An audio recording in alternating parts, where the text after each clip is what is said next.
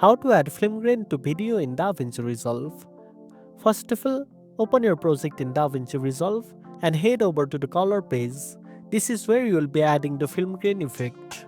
Select the clip you want to apply the grain to and make sure it's highlighted in the timeline. Next, go to the OpenFX panel on the top right of the interface. Use the source bar to find the film grain effect.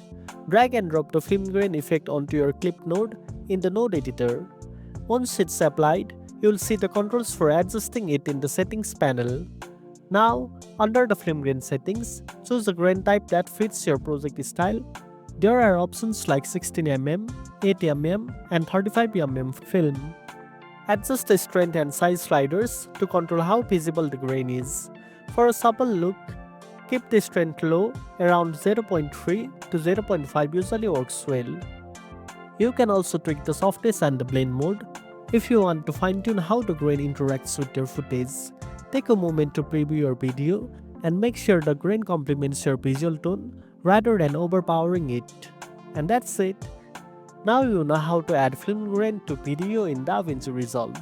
If you found this video helpful, don't forget to like, share, and subscribe for more tech tips. Thanks for watching, and I'll see you in the next one.